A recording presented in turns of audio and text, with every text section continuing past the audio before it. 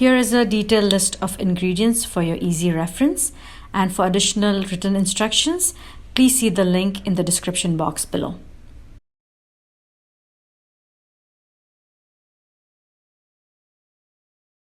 So this is about 900 grams, so about 2 pounds of chicken thigh meat.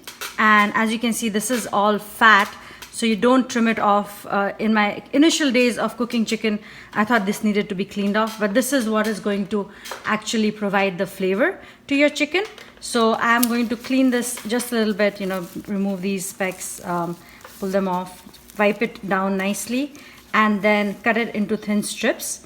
But make sure not to trim out your fat while you do this. And this chicken is actually quite clean, so I'm just going to pat it down. Again, I had frozen this and thawed it overnight in the refrigerator. You do not want to ever thaw out chicken on the countertop. That would just make it very dangerous, and it does make it easier to cut the chicken when it is in the frozen state. So once I have cleaned it out, I will show you how to do that.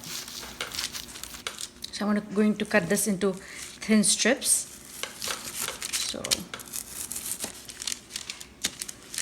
And probably about an inch long thin strips. So this will be really a bite-sized morsel, and if it is thin strips, it's going to cook much faster, marinate also faster. So we'll need just about 20 minutes of marination time, during which I can work on my gravy. And now it's ready for marination. So for our marinade for the chicken, and it's going to be marinating for just about 20 minutes, we will need 1.5 tablespoons of ginger and 1.5 tablespoons of garlic paste. So this is a total of 3 tablespoons of ginger garlic paste, equal proportions. We have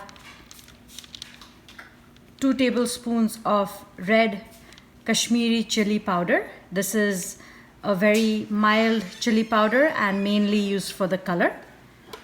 We'll need salt. I'll be adding 2 teaspoons of salt and 2 tablespoons of oil. So I'm going to first create my marinade.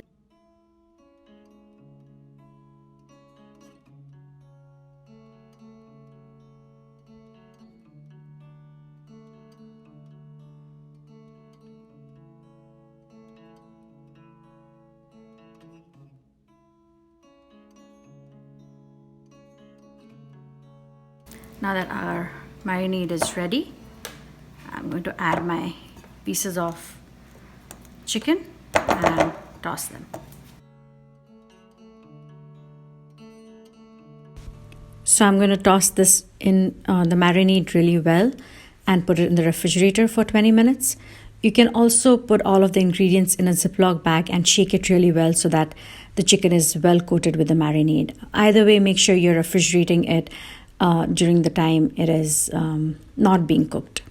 So for our gravy, it's going to be a tomato-based gravy. So we are going to have a large number of tomatoes, and remember, we are cooking almost 2 pounds or 1 kilo of chicken. So this is going to be a lot of gravy. You can reduce it in proportion to the chicken you're cooking. So the proportions for this are about 1.5 kilos or about 3 pounds of tomatoes. There are 13 tomatoes here, about 300 grams of onion, and this is 3/4 of a very large red onion. We will need 3 tablespoons of garlic paste. What I have here is 150 grams of pumpkin seeds. This is going to help in 2 ways. One, this is a way to make it nut free. If you wanted it very rich, you can actually substitute these with cashews, and most of the restaurant based butter chickens will have cashews in their gravy. So if you have allergies, this is a great substitute for cashew nuts, and it still gives it that rich, creamy texture and taste. And this is 1.5 teaspoons of garam masala. We will be using 4 tablespoons of sugar, 3 tablespoons of red chili powder. Again, this is Kashmiri red chili powder, so this might feel like an excessive amount, but it's such a mild chili that it's going to really add the color rather than a spice to it. This is salt that we're going to add. Again, that's going to be adjusted to taste. We will use some oil. This is 3 tablespoons of white vinegar. that we are going to use. And the main important thing is butter. So you can use an entire stick. I'm going to use half a stick of butter. And then we're going to finish it off with 1/4 cup of cream. This is heavy whipping cream. And then this is fenugreek leaves. These are dried fenugreek leaves, and this is called kasuri methi. And when you finish a dish off with this, it adds this really rich, different flavor, which makes it more restaurant-like. So this is half a stick or 4 tablespoons of butter, and I'm going to add a tablespoon of oil and let this melt. So you can see the butter is melted and it starts foaming, and this is really it's on its way to become ghee or clarified butter. So I'm going to add our onions in there. Just cook them for 3 or 4 minutes till they're softened. We don't want to brown them. We want the gravy to have a nice orange red color, so we don't want to add any browning to any of our ingredients. So we'll cook this for 3 to 4 minutes till they're a little bit soft, and then add all the other ingredients pretty quickly. So I'm adding 3 tablespoons of garlic paste to this, and I'm going to just stir it for literally just a minute and then add our tomatoes in. So I'm going to add our tomatoes in.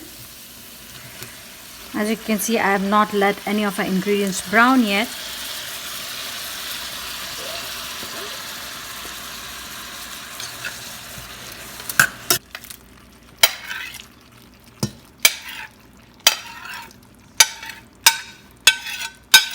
As you can see, we are going to make a lot of gravy here.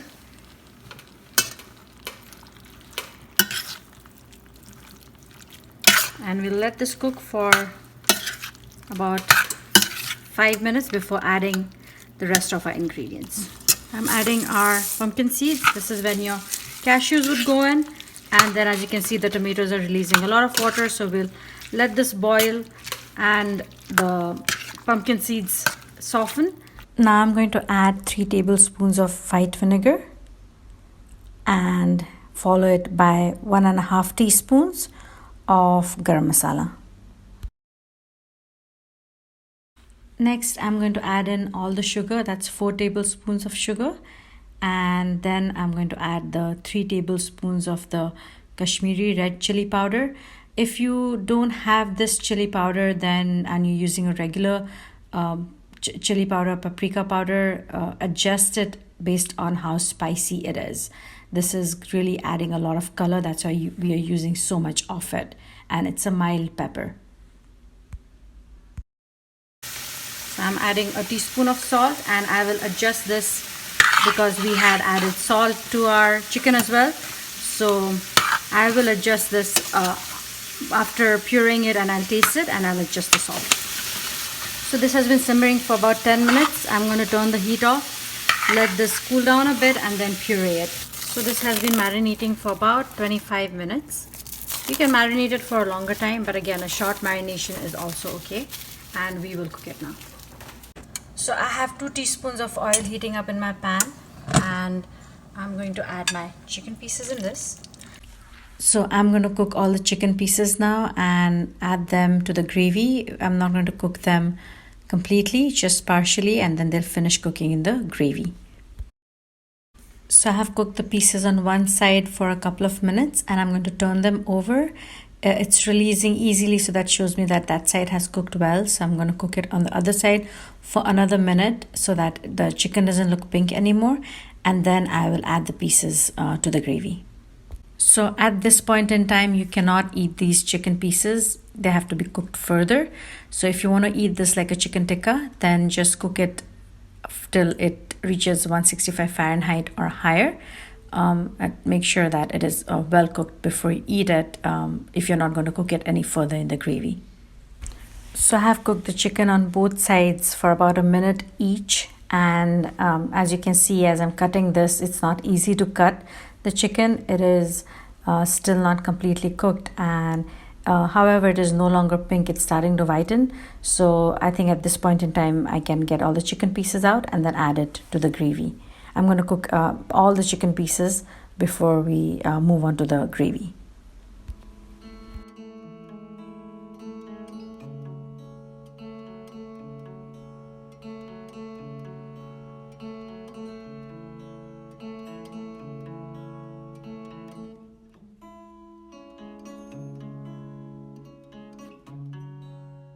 Now we puree the gravy in the blender.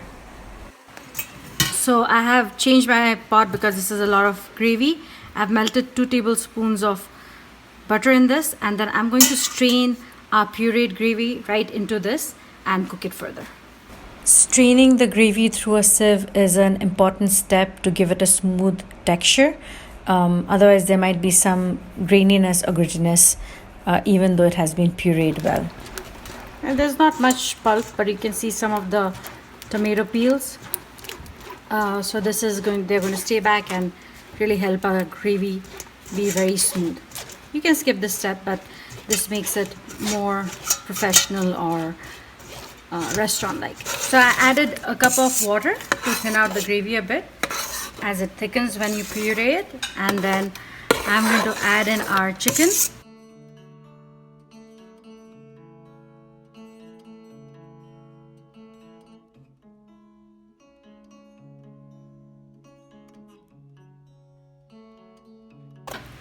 I'm going to add a little bit more water. It looks really thick to me, so it's going to thicken as it boils, especially because of the nuts we put in there or the seeds we put in there.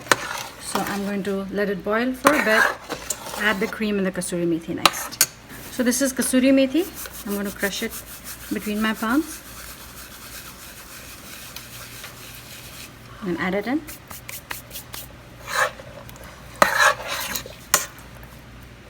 So this is 1/4 cup of heavy cream, and you can increase it. You can go all the way up to a 3/4 cup of cream if you would like. Oh, look at this. It looks so good. I just can't wait to eat it. Now this has been simmering for about 4 minutes, and I'm quite sure that the chicken is ready, but just to double check, I'm going to look for a slightly thick piece of chicken. Insert my thermometer in it and see. Now it's not even thick enough to actually go in deep, but let's check. Does it reach 165? Yep, it's gone beyond. So our chicken is ready, and most of our pieces are that size, so this is a pretty good indication. You could test a couple of pieces, but now the chicken is ready, and I'm going to serve these with some naan. So as you can see, we have a lot of butter chicken cooked with this recipe. I have 3 containers full. We will be using 1 container for our next meal, but these 2 I'm going to freeze, and then whenever we feel like eating butter chicken, it's just a matter of taking it out from the freezer and heating it up. Should I try it? Yep. I'm gonna mix it. It'll taste good with the cream. Make it milder if it is spicy. Yeah.